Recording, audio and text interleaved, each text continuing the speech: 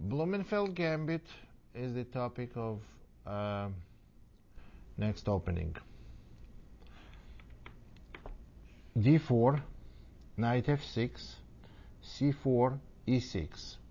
Now in this move order, white has to decide whether they want to allow Nimzo-Indian defense or they want to allow Bogo-Indian.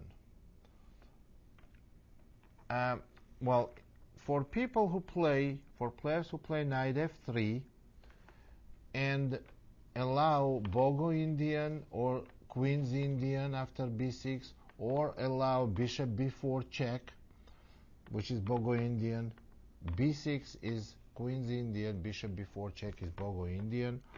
They also allow c5. Now, here is the point of c5 move.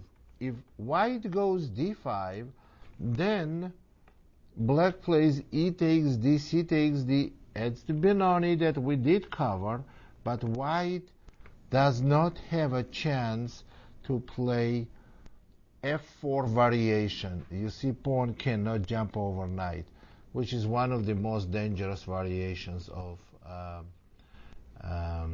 Benoni defense. So, I personally, in this position, after last black's move c5, I play g3, which transposes into some ready or English defense positions, English openings, which we're going to cover later. I think g3 gives white very, very good position. But for those who like to play d5, what I can recommend is, so they have to be ready for Benoni after e takes d, c takes d, and Blumenfeld Gambit, which is b5. That's clearly a gambit because allows white to win a pawn on b5 by taking d, e, and then taking pawn on b5. Also possible move is bishop g5, one of the strongest moves. What I like is I like to accept the pawns because I like when somebody gives me a pawn in the early stage of the game, unless it's a Benko Gambit, which we already discussed. D takes c, f takes e, white plays c takes b. Now here is what black sacrificed pawn for. They get the center, d5, e3, bishop d6, bishop e2, all the natural developing moves from both sides, castling. Now bishop b7, we go pawn b3, queen e7, bishop b2, knight d7, and we go knight to d2. Now white has an extra pawn. If black wants to do something in this position, they have to go e5.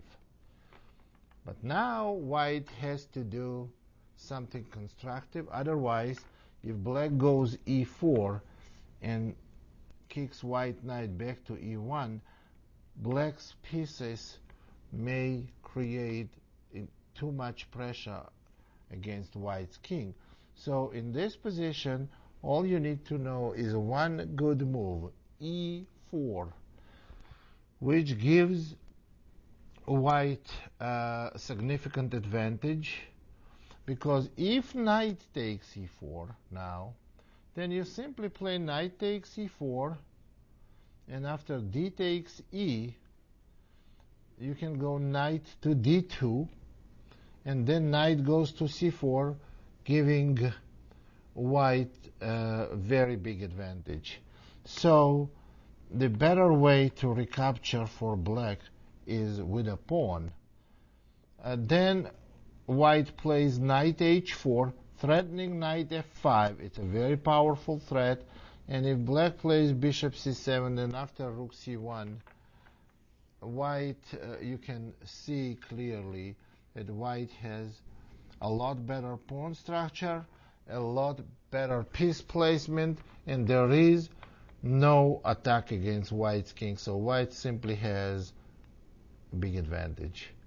That's one of the simple variations against this opening. And as I said already, on a fourth move, what I would play in this move order on a fourth move, I would recommend to go G3, and after G3 we get the favorable variation of English opening, which will cover under English opening. So that will conclude the brief observation and brief analysis of Blumenfeld.